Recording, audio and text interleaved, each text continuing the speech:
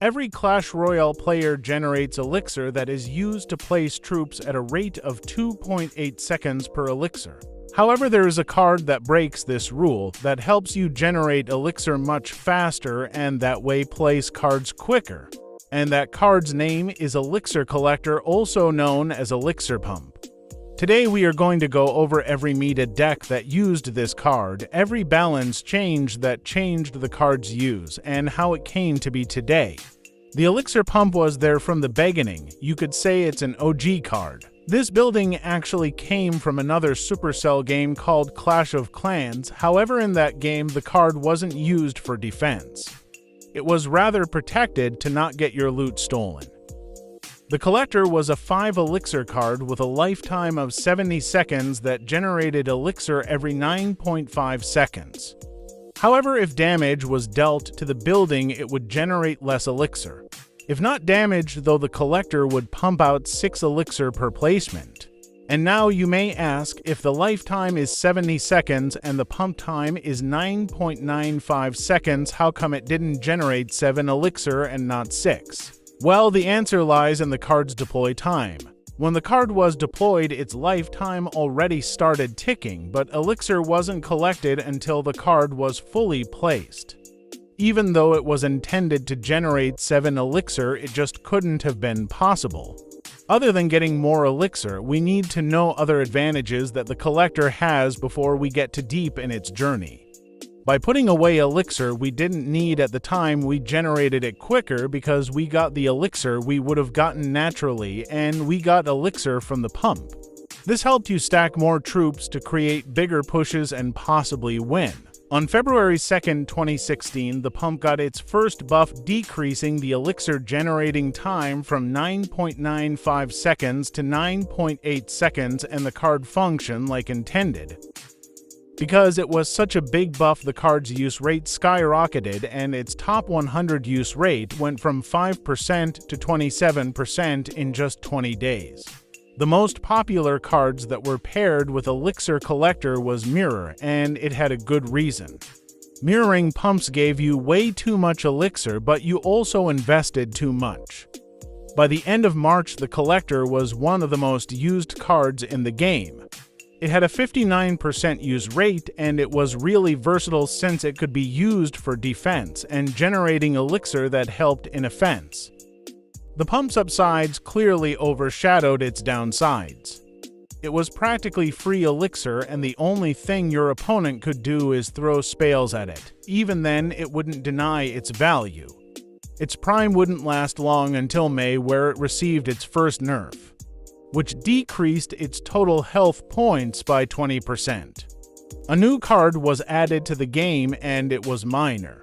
Now, as a pump player, you had to be more careful placing the pump and be more ready to carefully defend it since Minor was only 3 Elixir.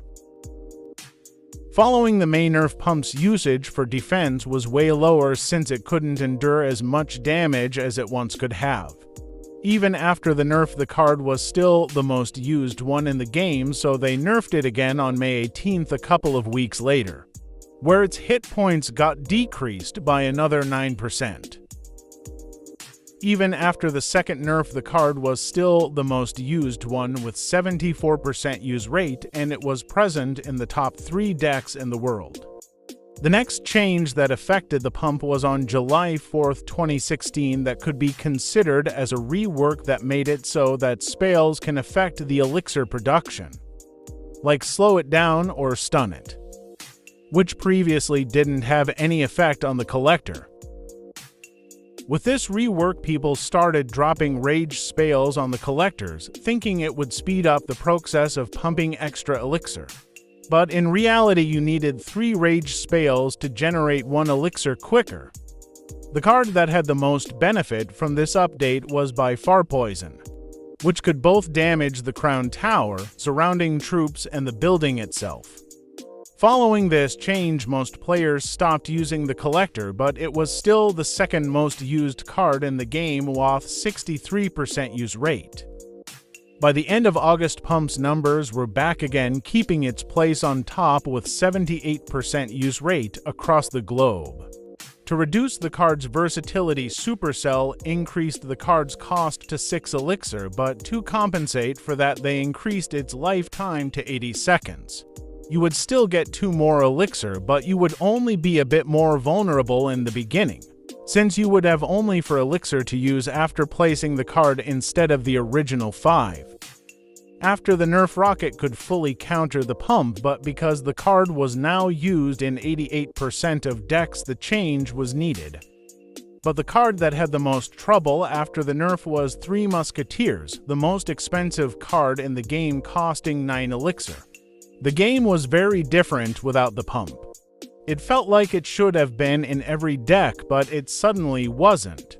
The card was tricky to balance because it was really all or nothing, and you couldn't compare it to anything. After a while, the Elixir Collector appeared and the balance changes again. This time its lifetime was brought back to 70 seconds, but its Elixir production time was decreased by over a second. This way, you would still get 8 Elixir, but in a much shorter time span.